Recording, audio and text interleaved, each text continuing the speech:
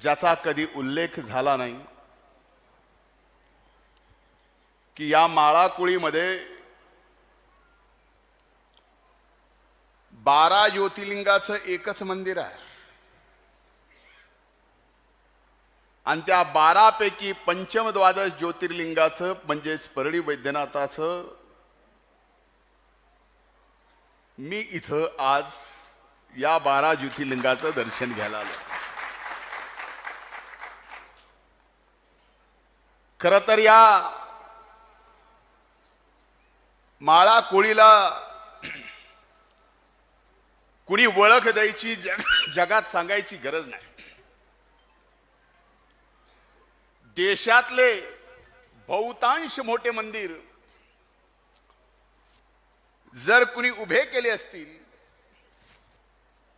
तर या माळा कोळीने केलेत हे मला सांगायला अभिमान वाटतो। पण आणखीन एक ओळख आज तुमच्या सर्वांच्या शिरपेचात मी घालतोय जी कदाचित तुम्हालाही माहित नसेल की 12 ज्योतिर्लिंग करायचे म्हणलं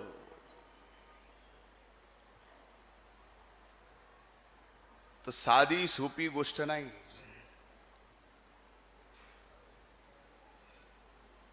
संबंध देशभरातले हे 12 ज्योतिर्लिंग एकाच गावात आणून बसवणं हे देशात असं कुठंही मंदिर नाही। ही एक आगळी वेगळीची ओळख। या 12 ज्योतिर्लिंगाचं महत्व काय असतं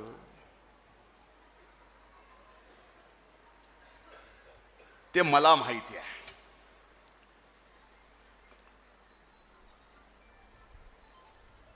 देवाच्या आशीर्वादाने मी भाग्यवान आहे की मला श्रावणामध्ये 12 दिवसात या देशातल्या 12 ज्योतिर्लिंगाचे दर्शन करता आलेत। 2010 ला माझ्यासारख्याला 12 दिवस लागत असतील, तुम्ही तर 12 ला 12 एकत्र केलेत असं गाव देशात नाही।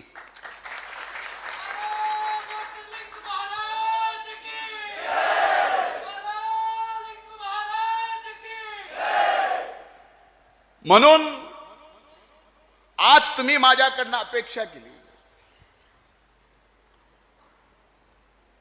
देवस्थानाचे अध्यक्ष तिडके दादांनी माझ्या जवळ येऊन सांगितलं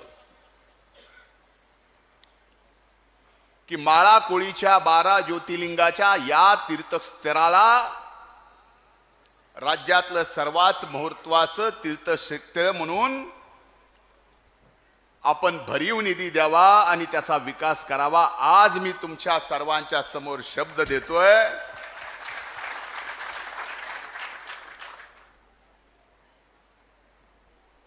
की या 12 ज्योतिर्लिंग तीर्थक्षेत्राच्या विकासाची जबाबदारी आणि राज्यात ज्योतिर्लिंगाचा दर्जा देण्याची जबाबदारी मीही घेतो आणि आमदार म्हणून तुमचे प्रतापराव चिखलीकर पाटील साहेब घेतो।